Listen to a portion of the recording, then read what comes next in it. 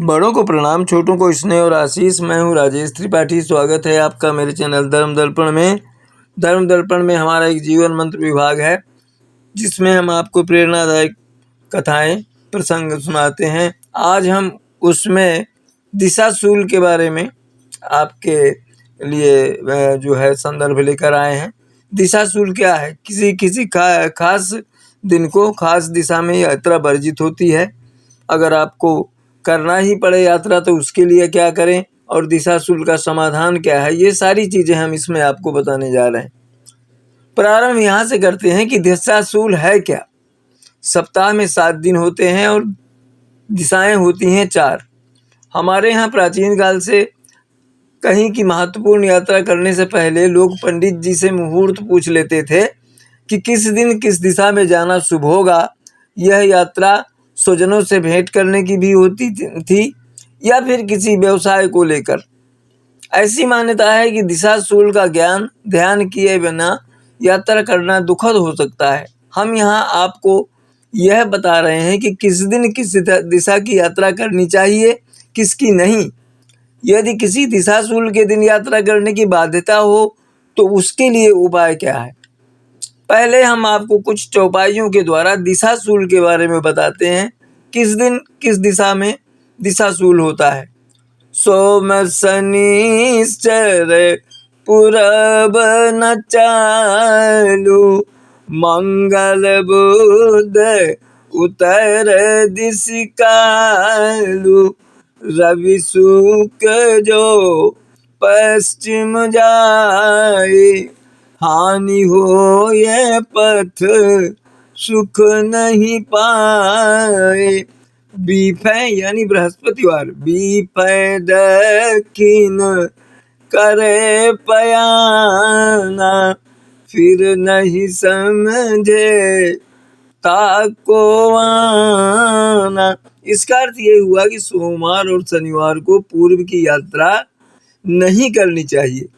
मंगल और बुधवार को अगर उत्तर दिशा में गए तो मृत्यु के समान कष्ट मिल सकता है।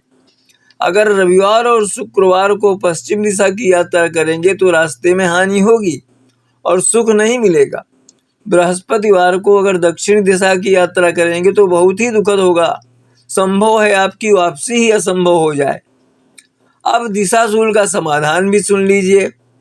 रवि को पान, सोम को दर्पण, मंगल धनिया चरबन की जय, बुध गुण बृहस्पति राई, शुक्र कहे मुहि दही सुहाई, कहे शनि जो मैं घृत पाऊं, तो इंद्र को जीत घर ले आऊं। इन चौपाइयों का अर्थ इस प्रकार है।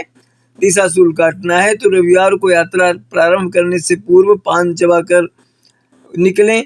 सोमवार को यात्रा करनी है तो दर्पण देखकर यात्रा शुरू कीजिए। आपकी यात्रा मंगलवार को है तो यात्रा में निकलते वक्त धनिया चबाकर निकलिए। यात्रा बुधवार की है तो गुड़ खाकर प्रारंभ कीजिए। बृहस्पति यानी गुरुवार को यात्रा शुरू करनी है तो राई चबाकर यात्रा प्रारंभ करें। यात्रा शुक्रवार की है तो दही खाकर निकलें।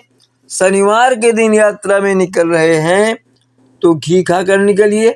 इसके लिए यहाँ तक कहा गया है कि आप इंद्र को भी जीतने का सामर्थ्य रख सकेंगे अगर शनिवार को घी खाकर यात्रा प्रारंभ करेंगे।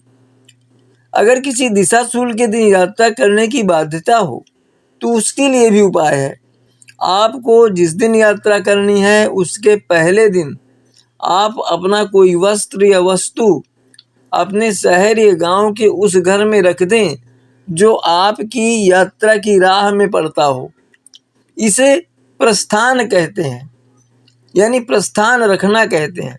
इसका अर्थ यह हुआ कि आपकी यात्रा पहले दिन ही प्रारंभ हो गई। दूसरे दिन जब आप यात्रा के लिए निकलें तो उस वस्त्र या वस्तु को साथ ले लें। ऐसे में दिशाशूल का दोष नहीं लगेगा। सभी का यह अनुभव रहा होगा कि कुछ यात्राएं सुखद और आरामदायक होती हैं तो कुछ ऐसी भी यात्राएं हो जाती हैं जो कठिनाइयों परेशानियों की वजह से दुखद एहसास बनकर रह जाती हैं। इसीलिए ज्योतिष शास्त्र में यात्रा के संदर्भ में कुछ नियमों का वर्णन किया गया है।